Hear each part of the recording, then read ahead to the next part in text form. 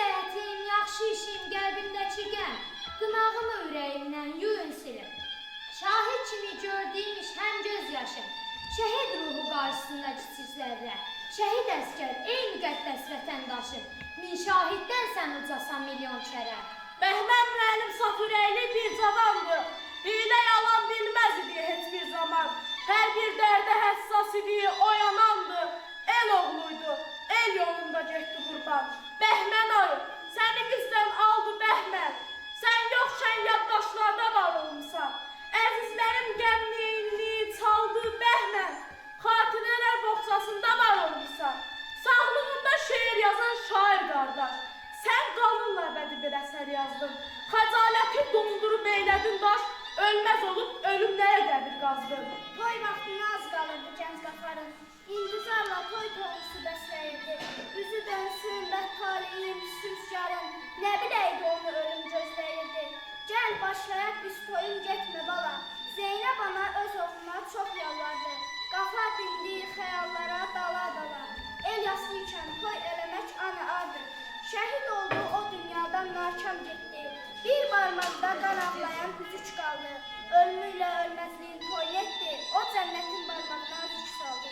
Dostları bir gənci getdi çınar boylu, paçlığa dost, günahlardan iraq idi. Məşəd idi, axund idi, təmiz soylu, möhünata nur paylayan sıraq idi. Həm duhalı, həm dualı bülbül idi, çox əfsuslar aramızdan vaxtsız közdü.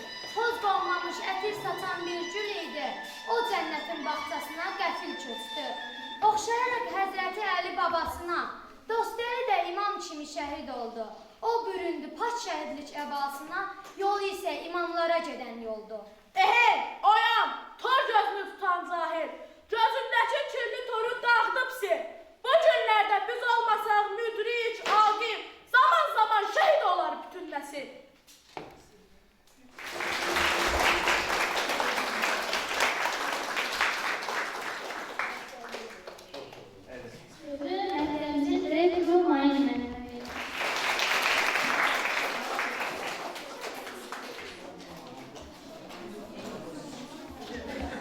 Salam, sizlər gözü xoş gördük. Nazim müəllimin mən uşağından tanıyıram. Nazim müəllim haqqında danışmaq mənim üçün asandır. Ona görə ki, tanıyıram Nazim müəllimi. Sizə bir məlumat verim ki, Nazim müəllimin atası Ağasəm müəllim rəhmətli uzun illər bizim məktəbdə direktor istəyir. Hətta bir dəfə kollektivdə belə bir fikir iləri gördü ki, gəlin rəhmətli Ağasəm müəllimin adına tərkib eləyəlim, təqaüd, kəsəlim və əlası şairləri onu verəlim. Belə bir fikir olmuşdu vaxt ilə bizdə, neysə alınmadı. Nazim müəllimlə mən tələbə yoldaşı olmuşam. Nazim müəllimlə mən çiyin yoldaşı olmuşam. Nazim müəllimlə mən ailəvi, dost, geciklərişimiz var. Nazim müəllim eləyər, onun sadəliyidir, onun insanlığıdır. Nazim müəllim 4 kitab müəllifidir də, Nazim müəllim. 4 kitab müəllifisidir də. 4 ötə deyil. 4 iş nə? Nazim müəllim yaradıcı müəllimdir. Həmişə öz yaradıcılığı ilə məşğul olur və bir dəfə mən Facebookda deyim, nüzlarda deyim, onun bir ağacın altında dayanıb, ağacın budağını tutup, yağış altında ona baxmanı gördüm mən. Həqiqətən də bu yazılar biraz nətər kimi elə bir söz tapmaq üçün dəniz sahilində, bağda, meşədə gəzirlər ki, özləri üçün yeni bir mövzu əldə edirsində. Nazim müəllim həmişə söz axtaran, yazan bir insan olur, bir müəllim olur. Nazim müəllim çox danışaram, ancaq vaxt darlığından, yəni mənim vaxtım biraz məhduddur, ona görə az danışacağam. Sənə yaradıcılığında uğurlar arzulayıram, can sağlığı arzulayıram və arzulayıram ki, gələcəkdə də belə işlərlə məşğul edəcəyik. Teşekkür ederim. Sağ olun.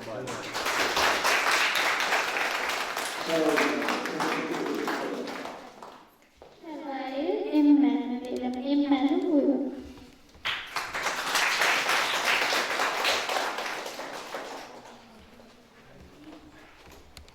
Ben de özünü ben de her birinizi salamlayıram. Nazım müəllimə də öz təşəkkürümü bildirirəm ki, bu gözəl tədbirdə bizi də dəvət edib, iştirak edib bizdə. Nazım müəllim çox gözəl insan, gözəl müəllim, gözəl yoldaş və eyni zamanda gözəl ağsaqqaldır. Nazım müəllimin bir yerdə bir neçə illik kollektivlik yoldaşlıq istəyirəm, necə səmimi olduğum, necə gözəl insan olduğum mən bir neçə ildə bilmişəm. Və mən də Maya müəllim kimi Nazım müəllimə bu yolda uğurlar arzulayıram. Və onun bundan sonra müəllim buyurdu 4 kitab yazıb, bu inşallah ki bundan sonra daha da artıq olsun. Bizim gənclərimizin, bizim şagirdlərimizin vətənpərvər kimi böyüməsində mən bir fikir verdim ki, şagirdlər gözəl şeirlər dedilər şəhidlərimizə. Bunun haqqında gözəl yəqin ki, müəllimin hər halda qələmə aldığı şeir olardı. Çox bəyəndim. Nazım müəllim bu yolu uğurlar arzulayıram. Yenə dediyim kimi, gənclərimizin gələcəyində vətənpərvər kimi yetişməsində Nazım müəllim kimi şəxsləri olması bizi çox sevindir. Nazım müəllim, sizə bu yolda uğurlar arzulayıram. Sizə uzun ömür, Allah'tan can sağlık. Allah sizi və yaxınlarınızı xoşbəxt edəsin. Allah sizi həmişə əziz edəsin. Bizim kollektivimizdən səskil edəsin. Çox sağ olun. Var olun. Çox sağ olun. Şairi Fatimə, mərhum şair Hüseyin Bədəlbəyinin vaxtı ilə Nazım Zahirə həsr etdiyi şeiri, sonra isə Nazım Zahirə Hüseyin Bədəlbəyinin həsr etdiyi şeiri söyləyəcək. Çıxış üçün buyurun. Zahidin dostu Kərbəla Əziyinə həsr etdiyi şeir. Bir şəxs tanıyıram, bir şəxs tanıyıram, qəlbi kövrək, qəlbinə yatdır həm ilə həm kələk. Bir şəxs tanıyıram, əsil insan, qəlbi zəngin, mülayim, mehriban. Şeiri ilə ürəyi nəfəs alır, sadə həssas, ürəkli, ziyalı. Ürək gözü baxar dünya gözünə, şeirləşək düşər ürək gözünə. Yurduna soyla bağlı övlad, laqeydlik ona daim yad. Haqqı sözə sadiq ürək meyli, imzası Hüseyin Bədəlbəyli. Şair, dostum, qardaşım, Nazim Zahidin yarımçıq monoloq kitabına təbrik üçün. Daş qəlbləri delən hər kəlmən sözün, axtarıb tapıblar nankörün izin. Nazim diləyirəm, qorxma heç nədən, bu dəfə nişan al onların gözün. Əkdiyin ağacın meyvələrindən, ay Nazim bilirsən dərib yemişəm. Becərdiyin yaşıl oba o çəmən, bahar ətri verir hər gün səhərdən. Duydum şeirlərin, yazım məqalən, içində qorulan naləndir nalən. Həm də düşündürən müdrik sözlərin, inan məlhəmdir bağlı gözlərin. Bütün fikirlərin ürəyimcədir, sözün də özün tək safdır, incədir. Yarımçıq monoloq adlı kitabın ən əziz payıdır mənə dünyanın. Kərbəlayı Hüseyin Bədəlbəyli xoş arzularla. Nazim, mənə yeni ruh verdin, təbrik edirəm. Sevincimin həddi hududu yoxdur. Həqiqətən çox sevindim və çox bəyəndim. Sənə yeni uğurlar və zirvələr fəth etməyi Allahdan diləyirəm. 8 avqust 2003-cü il.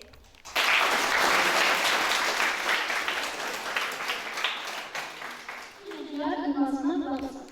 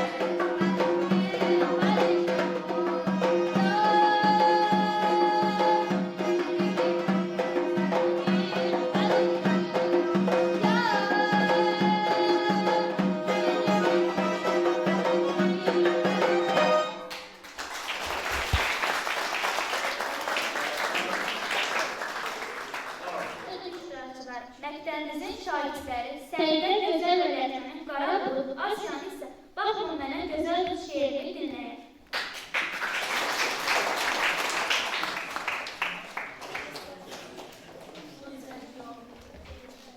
Baxışında məhəbbətin odu var. Baxma mənə gözəl qız. Ürəyimin quruca bir adı var. Baxma mənə gözəl qız. Şübhə zəhri eşq canıma bil dolu. Hər bir anım əzab dolu il olub. Küskün qəlbim yanıb kül olub. Baxma mənə gözəl qız. Ürəyimin qoru altda közü var. Bu gərdişin min bir oyun üzü var. Eşqim giryan yarasında duzu var. Baxma mənə gözəl qız. Gəl özünü yaxma mənə gözəl qız. Qara bulud, başım üstə topa topa qara bulud. Göy üzündə topa gül tək bitən bulud. Niyə elə hey uçursan ora bura? Qara bulud, söylə görüm yolun hara? Danış görüm axı nədir dərdin sənin? Bəlkə elə dərdimiz bir sənlə mənim. Dərd bölüşmək çarə ilə bil ki təndir. Söylə bulud, söylə görüm dərdin nədir? Səyyahımsan ya divanə bulud söylə. Yerin dərdi qəmləndirir səni bəlkə. Yerin dərdi qəmləndirir səni bəlkə. Bulud dərdi olmasın. Yer üzündə fəlakətkən bədram insan. Fəlakətin rəmzi deyir sənə nadan. Bəlkə elə bu böhtandır sənə dərsər. Sən məsumsan, heç boğmasın səni qəhər. Qara bulud, bəzən səni duymamışam. Uydurulmuş o zürrəmsə mən uymuşam. Bulud artıq dərk edirəm həqiqəti. Əhv et məni, əsirgəmə mərhəməti. Bax beləcə mən danışdım, bulud sustu. Onsuzsa da sözlərimə qulaq asa. Üz gözümə səfli yağır çiçək kimi. Doğmalaşdıq bir can kimi, ürək kimi.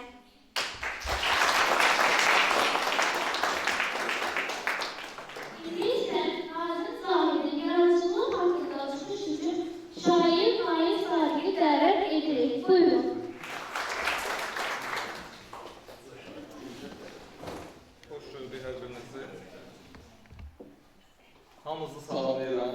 Burada bütün şahitlərin hamısına uğurlar buyururam. Hansı müəllimlə sizin tanışdığımız 2005-ci ildən başlayırız, 20 ildir.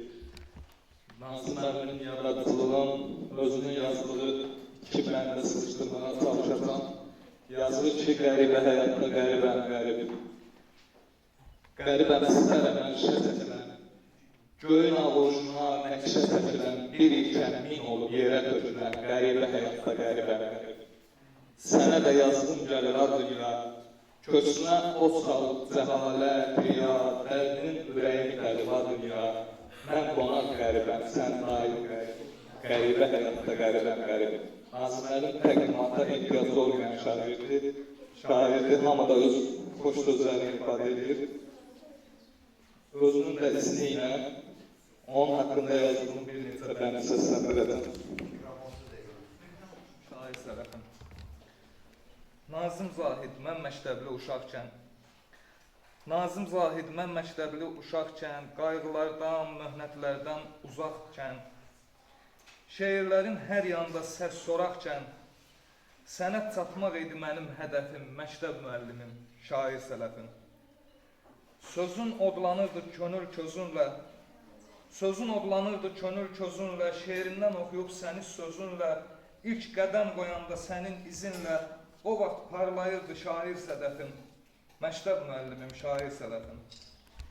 Sözdür şairlərə ülvi ənənə, o vaxt ilk şeirimi verərkən sənə, ürəklə yaz yarat demişdim mənə. Bu oldu qarşımda tək mükəlləfim, məktəb müəllimim, şair sələfim. Allah bəxş edəndə bu istedadı, göylərə yüksəlir şairin adı. Nail İmişlinin sənsən ustadı, bilsin məndən sonra gələn xələfim, məktəb müəllimim, şair sələfim. Uğurlar olsun deyirəm. Nail, çox sağ ol. Nail çox istedadlı, gəncdir, şairdir. Mən rica edirəm ki, şeirlərindən bir oxuyasan. Bəli, hoş geldin.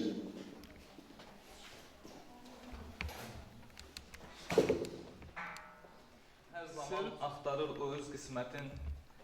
Bir səhər döyülən qapını açır, görür arxasında ilk məhəbbətin. Özünü dünyanın xoşbəxti sanır, düşünür taleyi üzünə gülüb, ancaq bilməyir ki, bu iki məhəbbət neçə ürəkləri yarıya bölüb. Yarısına sağalmaz bir yara vurub, boşluq hökm sürür qalan yarıda. O ilk məhəbbətin gedişi kimi gedir sevənlərin ilk baharı da. Kimisi yaşayır xəyallarıyla, ona həmdəm olur qəmi, həsrəti. Kimisi evlənir ancaq gizlicə, köhnə şəkillərə batır xəlvəti. İllər əvəz edir illəri bir-bir. Bir gün sevənlərin yolu bir olur, üzlər dəyişilib, gözlər, o gözlər gizlənmək istəyir, bacarmır, dolur. Sonda hər birinin öz övladı var, hərəsi bir özgəsi ilə qoşadır. Özləri qocalır, evladlarısa ilk məhəbbətinin adın yaşadır.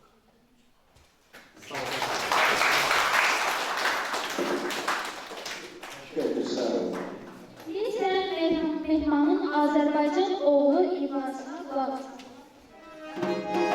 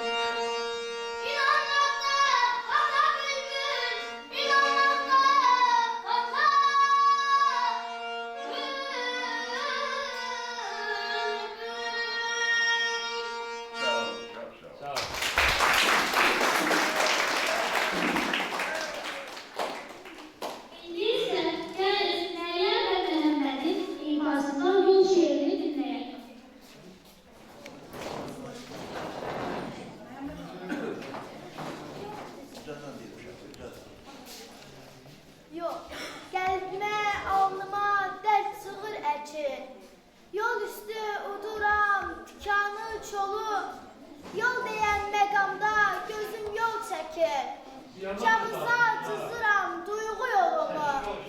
Yol var həsrət yolu, vüsal yoludur. Yol var həsrət yolu, qismət hicran. Yol var qürbət yolu, qəmlə doludur. Yol var üzərində sirli bir duman. Gah qız hörüydü, gah da ilandı. Acıyar şirinə, körpüdür yollar. Yarı həqiqətdir, yarı gümandır. Yolları taleyə uzanan qollar. Hər yolun öz sonu, öz ayrıcı var. Təkcə sonsuz olan ürək yoludur. Ürək sirli qapı düşməsər açar. Açarı pak sonsuz dilək yoludur. Ömür yolları var, işıqlı, təmiz. Kaş hamı o yolun yolcusu ola. Hər kəs qoya bilsə nurani bir iz. Dünya başdan başa nurlu yol olar.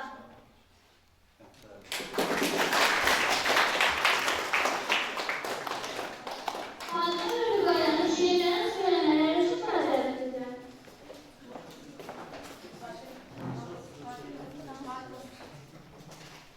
Arı və ayı. Ayı lovğalandı, öyündü bir gün. Mənə qalib gəlmək deyildir mümkün. Bil ki, həm nəhəngəm, həm də qüdrətli.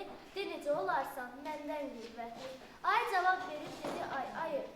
Bəlkə də güclüsən, ya yoxdur payın.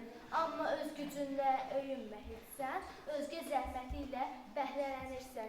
Yekəpər olsan da mənə möhtatsan, bir ömrün boyu atsan ki, atsan. Bədəncə mən zəif olsam da özüm, heç kimdən kölgəli deyildir gözüm. Sənin tək çəkmirəm özgə minnətin, məni uca edir halal zəhmətim. Çəkdilər ağaca, dırmaşdı dələ, ən uca budağa çatmışdı elə, unutdu o necə ucalmağını, ağaca alaq etdi, üstdən aşağı, sonuçdan yuxarı dırmaşdı dələ, yıxıldı, məhv oldu o nankor qafil.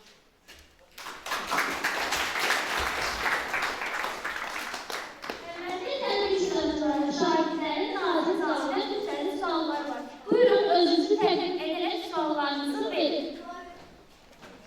Hansı olub? Ben evvela bir Allah'ı danışmaya başladım. Hamdü salamlayıram. Hoş gelmişsiniz. Yani ben hiç özüme göre demirəm. Mənə elə gəlir ki, bu cür vaxt keçirmək, heyflənmək olmaz. Geçmək olmayır, başka bir yaradıcı adam olsun. Tek özümü demirəm mən, ümumiyyətlə. Yani musiqi, poezi olan yerdə, yani vaxt önemlidir, mənə elə dəyərlidir. Sizə çox təşəkkür edirəm ki, gəlmişsiniz. Mən yeri gəlmişkən, başta Mahir müəllim olmaqla bu məktəbin kollektivinə təşəkkür edirəm. Xüsusilə də Səma müəlliməyə, İradə müəlliməyə xüsusi təşəkkür edirəm. Onların vəziyyəti böyükdür. Var olun. O ki qaldı bir şeirim mən orta məktəbdə oxuyanda Mehdi Hüseynzadə haqqında İgid Ölər adı qalar adlı şeir yazmışdım. Sonra son zəng üçün sinifimizin son zəng adlı şeir yazdım. Sinifimizdə son zəngə ait. Yani ilk şeirim İgid Ölər adı qalar, yani Sovet İttifaqı qəhrəmanı Mehdi Hüseynzadəyə həsrləmişdim o vaxt. İndi bacardığım kimi yazmışdım da, 8-ci sinif şagirdiydim. Bax belə. Atın edəbiyyatçıydı, ona görə deyərik. Atın edəbiyyatçı necə yetişdirmiş? Əlbəttə, yəni o istedad Allah vergisidir. Əlbəttə o mühit də amildir. Bəli.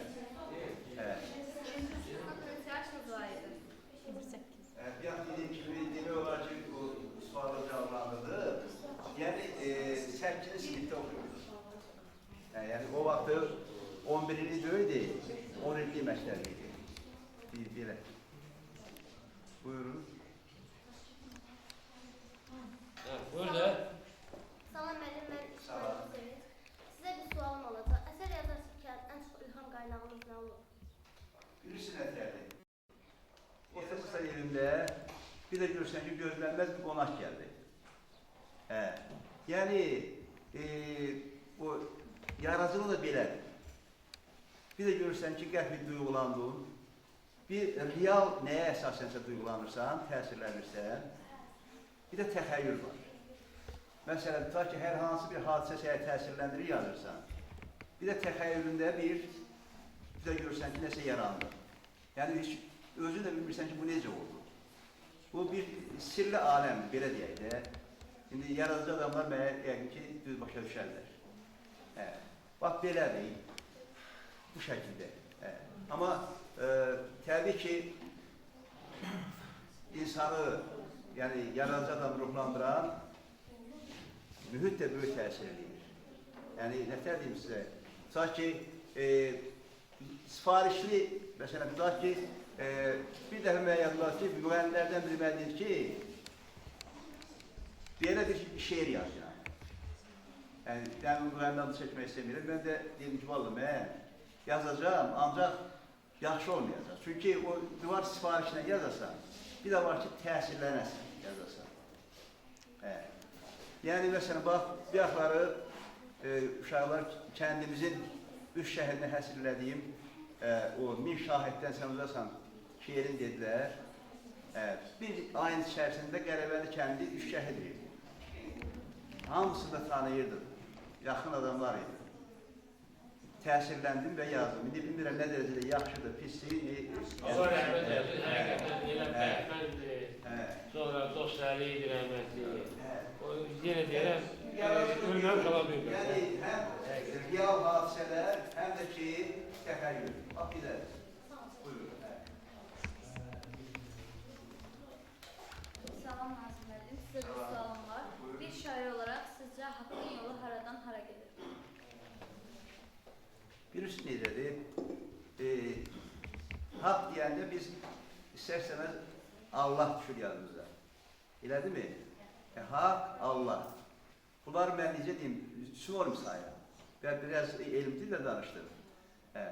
Yəni, haqdan haqqa gedən yol, beşikdən məzara gedən yoldur. Və bu yolda təbii ki, yolçuluq, iki adam yol gedir, müxtəlif istiqamətdə. Bəlkə də eyni yoldur. Eyni yoldur, ancaq yolçunun biri başqa xarakterdədir, biri başqa xarakterdir. Mən biraz sadəcə danışıram. Yəni ki, bəzən də biraz da başqa cür düşəndə, obrazlı deyəndə, məsələn, mənim ömür şeirim var. Orada deyirəm ki, qəfəsdən qəfəsə qəfəs dönür. İnsan ana bətnində sanki qəfəsdə olur.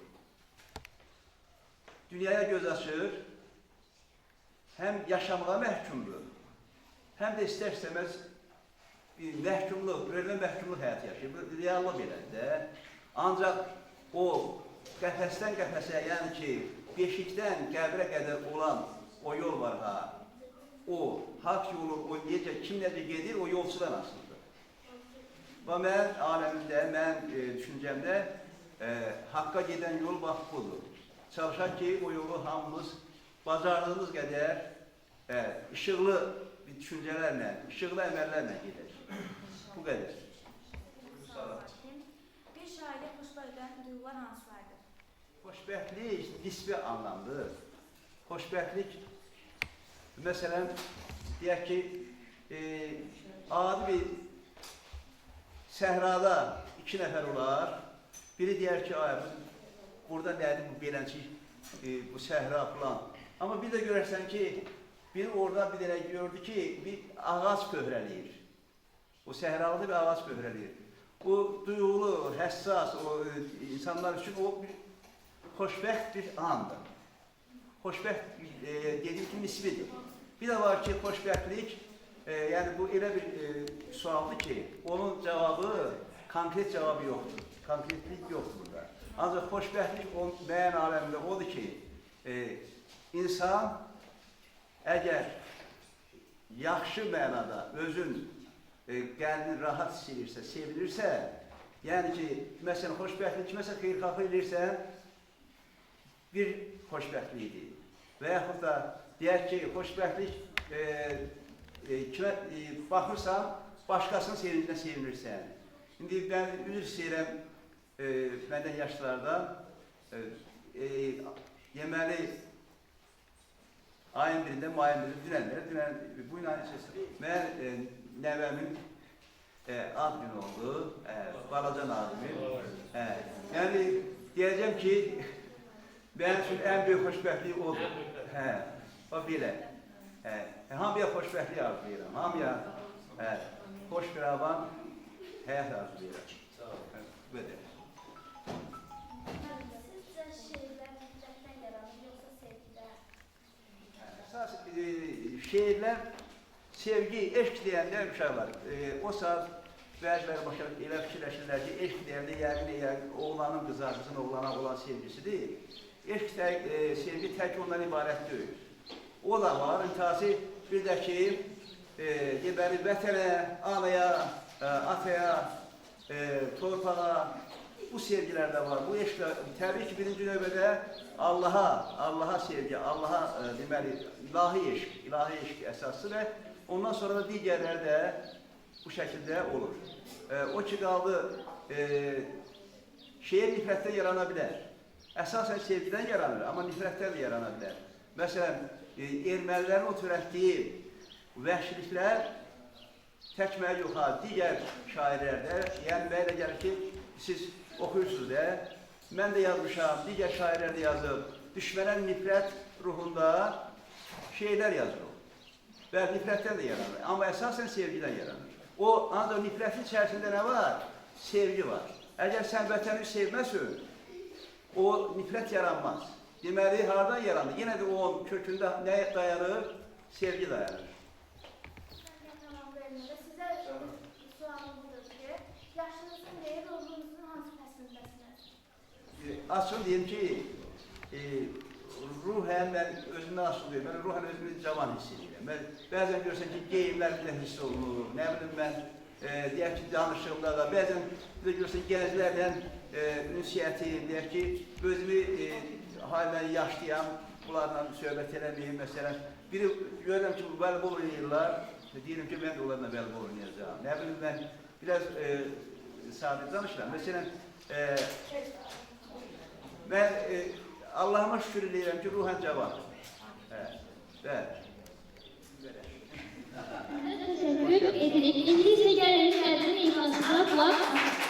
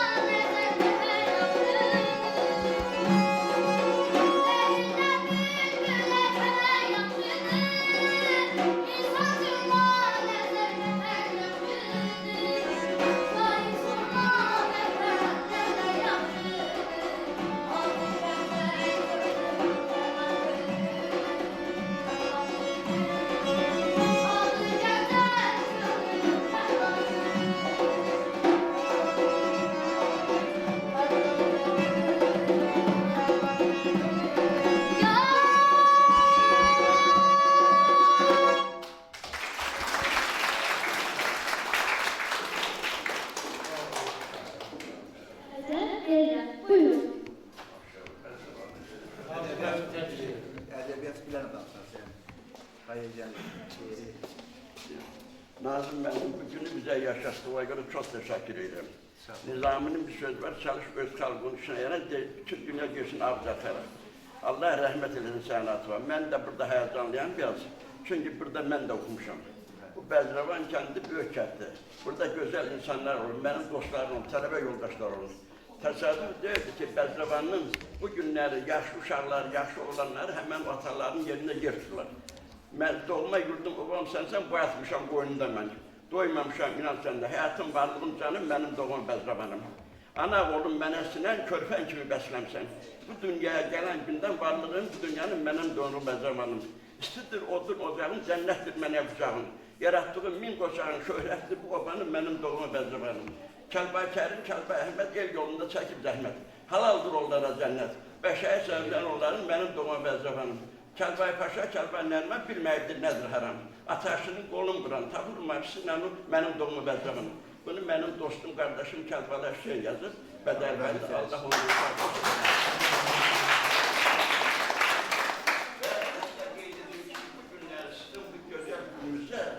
çox şadaldım. Ona görə də mən bir dənə müəllim şeirini demək istədim. Həm alimsən, həm təmizsən, hər şair Loğman kimi kamalına heyranam. Zəhmətindən çiçək açıb elova, saatına calalına heyranam. Qargəşsən, müqəddəssən, anatək sinəndə var günəş boyda qübrək. Öyrənirsən, öyrədirsən, hər yercə bu işinə, bu halına heyranam. Sənə arif, sənə aqil deyim mən, hər şey üçün oynamırsan yerindən. Qarı keçsən, saçlarına düşürdən, saçındakı bıçağına heyranam. İnsan oğlu olmuşsan evladın, şərəflidir bu sənətin öz adın. Səc açır bütün arzu muradın, sənin şair xayaline heyranım, rəmzi deyər kəmalına heyranım. Sən sağlıq uzun ömür al dedim. Çok sağ olun, evet, teşekkür ederim.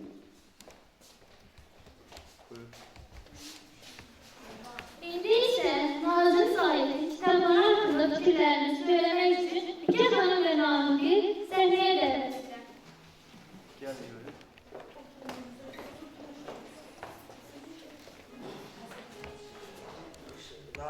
Nazım'ın şiiri hakkında değil.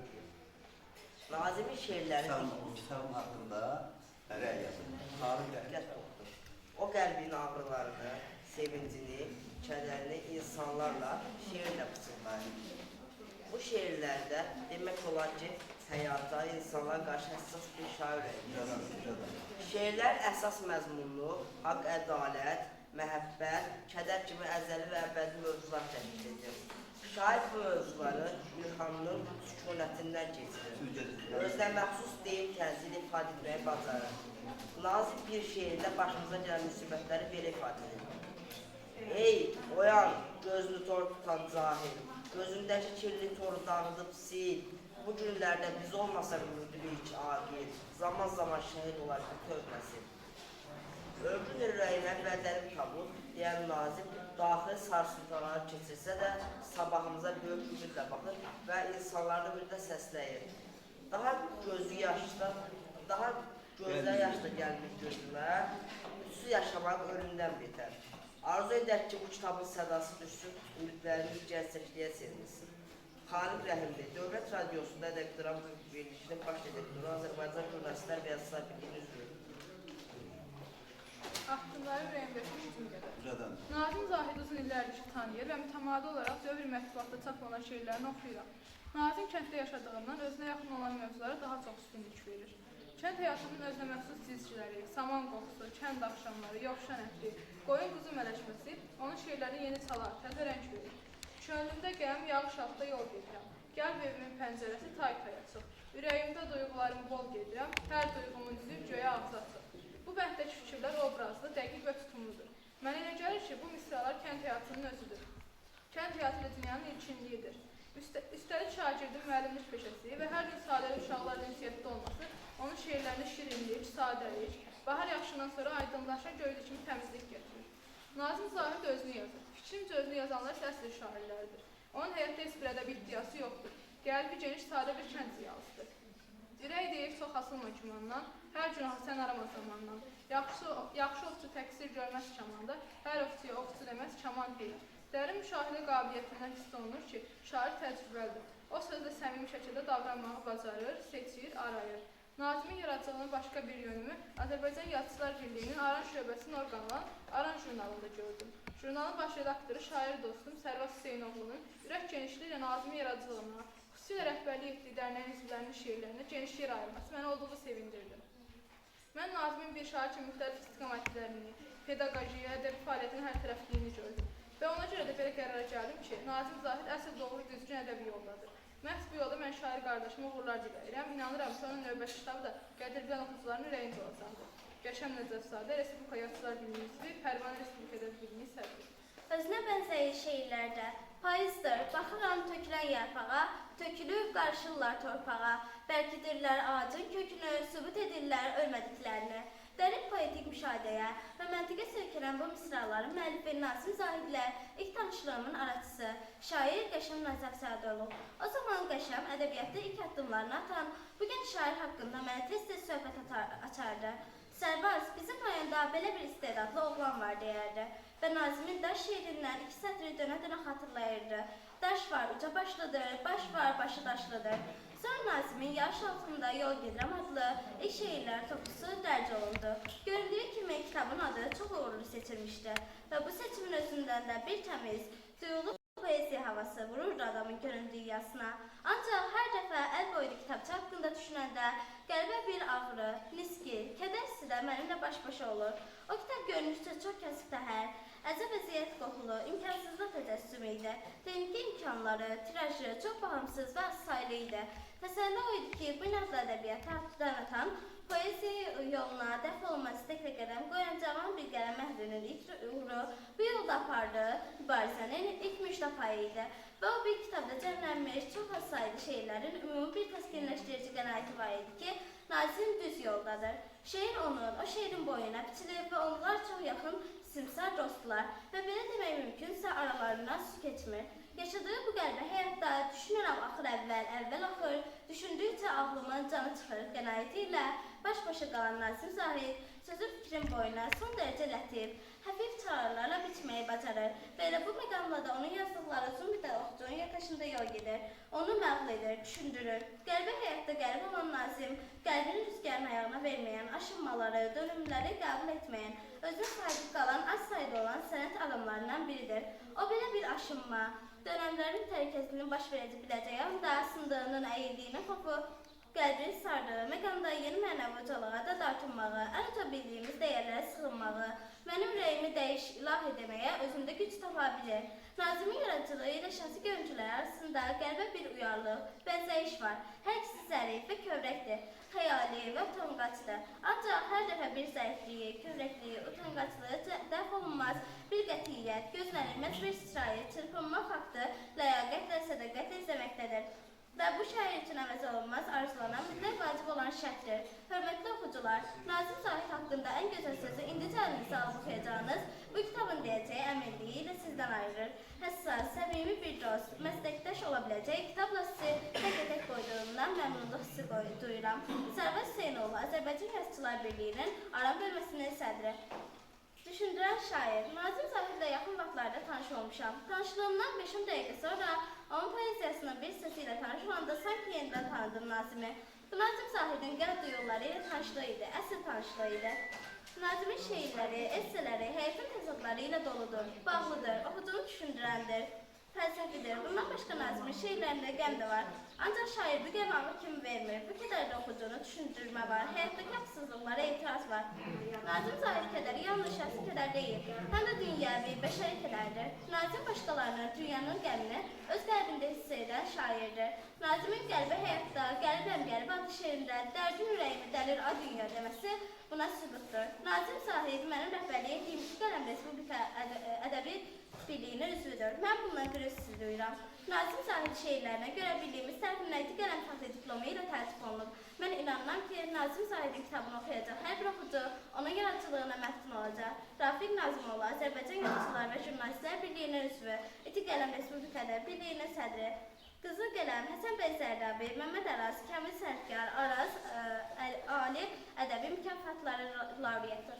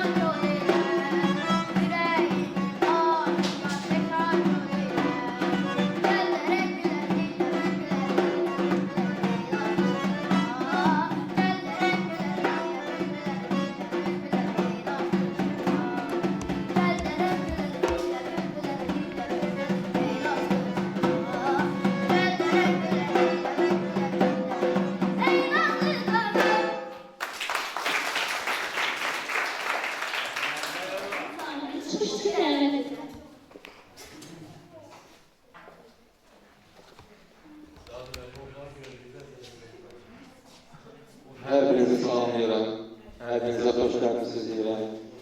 Təbliğin təşkilatlarına təşəkkürümü bildirirəm. Nazim zat haqqında həm bir övlad kimi, həm bir oxuyucu kimi, yəni çox tərəfli danışa bilərəm. Yəni, belə deyim və bir var ki, şeir ki, məsələn, bir oxuyucu bir şeiri bir kitabdan oxuyur. Bu bir növəyə bənzər, bir gözəl bir ev görürsən, baxırsan ki, nə gözəl tikir. Bir də var ki, o evin tikintisində orada iştirak edirsən, onun hər şey sənin yanında baş verir, hər o əziyyəti, məşəqqəti, bütün duyğuları, istəyi, hər bir şeyi sən görürsən. Mən ağlım kəsdiyi vaxtdan gözümün qarşısında oldular hamısı. Həm atamın, yəni şair Nazım Zahidin bu şeirləri yazarkən keçdiyi hisslər, duyğular, hamısı mənə çox yaxındır. Yəni gözümün önündə olan bir şeydir. Yəni hər şey biraz adamlar var, baxır, bilir ki, bu şeirlər, şeir yazıldı, oxudum və salam. Amma elə deyil, o şeirin yazılmasının öz həm məsuliyyəti var, həm mənası var, hər şeyin öz tərzi var. Mən bu arada həm Nazım Zahidin öz dilindən, belə deyim, kitabındakı müəllifdən bölməsindən özü haqqında öz fikirlərini səsləndirmək istəyirəm. Baharın gülbü çiçəyi bir vaxtında 1961-ci ilin may ayının 31-də dünyaya göz açdım.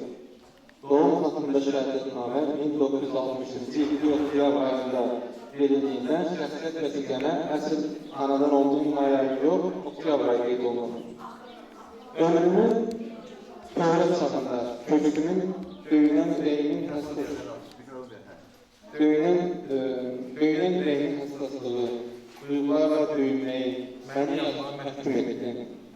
Elə o vaxtdan ürəyimdəki məhkum duyguların azadlığına qovuşmaqdadır. Yəqin ki, ömrümün sonuna qədər də yol olacaq. Ancaq hələ ki, bu vaxta qədər ki, yaradığım mənzərələrində sınaq etmək istəyirəm.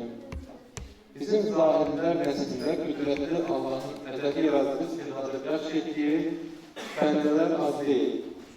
Allahın istidadı bəxş etdiyi bəndələr çoxdur. Mərhəmətli Allahın istidadı bəxş etdiyi zahiri nəslin nümayələrini biri də mənəm. Mən 8-ci sinifdə oxuduğum vaxtlardan şeir yazmağa başladım. Bunu ilk sinif yoldaşlarım oldu. Şeirlərindən sinifimizin son zəngtəzələrini oxudum. Orta məktəbi bitirdikdən sonra da yazmağa davam etdim. Yazmağımı yeniltməli, gənclik illərinin ötərici yaradıcı sayırdım. Yazılarını oxuyan dostlar, tanışlar isə tərifləyərək ciddi yaradıcı olduğunu söyləyirlər və yazılarımı redaksiyaya təqdim etməyini məsləhət görürlər. Mən isə tərəddüd edirdim. Beləcə illər ötdü. Nəhayət dostların, tanışların ciddi tərkidi ilə 1991-ci ildə yazılarından bir səsi götürüb Bakıya, Azərbaycan, İngiliz mətbuat binasına getdim. İkinci mərtəbəyə baxdım. Uzun dəhlizlə addımlayaraq otaqların qapısının üzərində yazmış yazılara baxırdım. Qapıların birinin üzərində Azərbaycan Təbiət jurnalı yazısı diqqətimi cəlb etdi.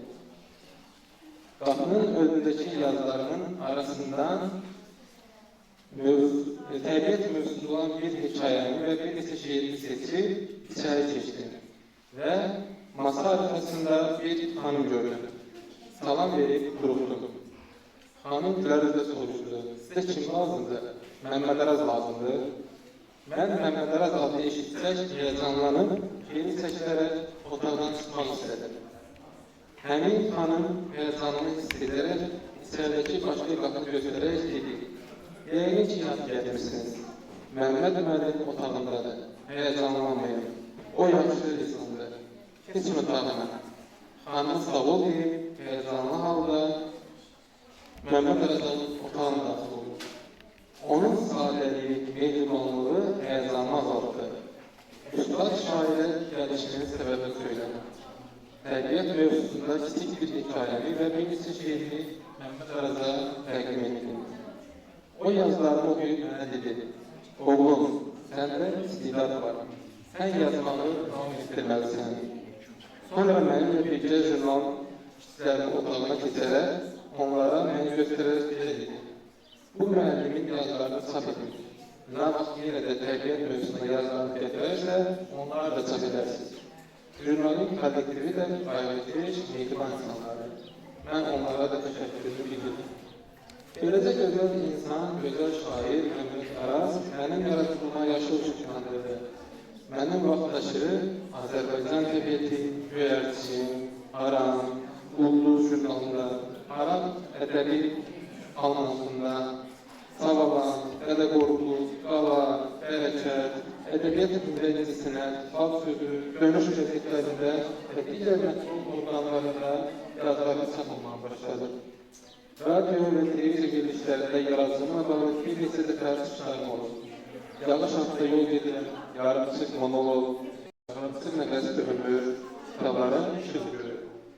Rayonumuzda vaxtilə fəaliyyət göstərmiş Ocaq Ədəbi Dərnəyinin fəal üzvlərindən biri olmuşdur.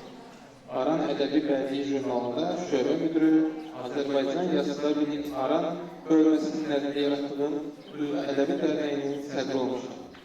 Sonralar Səməri qəzetinin təsisçisi və baş redaktoru olaraq bir neçə yıl çalışdı. Reis Beynəlxalq Media Şurasının İmişli Bilal tərəfindən fəaliyyətə görə Səməri qəzeti fəxri fərmanla təqdim olundu. Azərbaycan Yazıçılar Birliyinin üzvüyəm. Bundan başqa İti Qələm Respublika Ədəbi Birliyinin üzvü olaraq yazılarıma görə İti Qələm fəxri diplomu ilə tərtib olunmuşam. Bütün uğurlarıma görə Allah'a minnətdarım. Uğurlarımı övgü üçün deyil, sadəcə oxucularımı həyatım və yaradıcılığımla bağlı məlumatlandırmaq istəyilə eğildim. Təşəkkür ederim.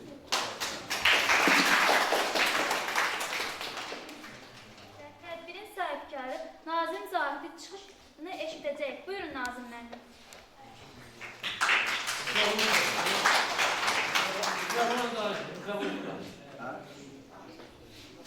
Tədbirin sonuna gəldi, çıxdıq. Mən bir daha, yəni, başda Mahir müəllim olmaqla, bu Bəzirəvan kənd, tam orta məktəbində, Ayaz kənd olanlar, Bəzirəvan kənd orta məktəbində təşəkkürümü bilən, deyirəm bir daha Səma müəlliməyə, İradə müəlliməyə xüsusi təşəkkür edirəm. Və təbii ki, bax bu istedadlar həqiqətən də çox gözəl gələcək olur. Sağ olun. Yəni, mən deyirəm ki, yerə istedadlar var. Bizim tarımız da var, Nazım Bey. Tarımız da var bizim. Bu niye yok? Tarımız da var. Niye yok? Ben biliyorum. Var. Tarda var, ne var? Sağ olun.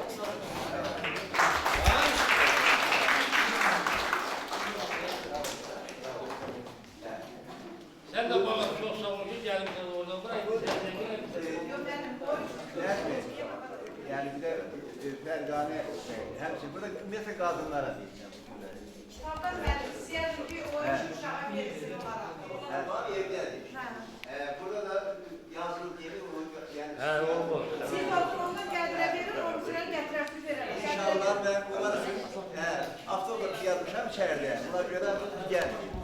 O mislərdən də hələsindən bir dənədir. İnşallah onlar üçün gətirəcəm mən. Son kitabımdır. Təşəkkür ederim hamınıza. Çox sağ olun, var olun. Sağ olun. Bax, bir var. Onlardan benim.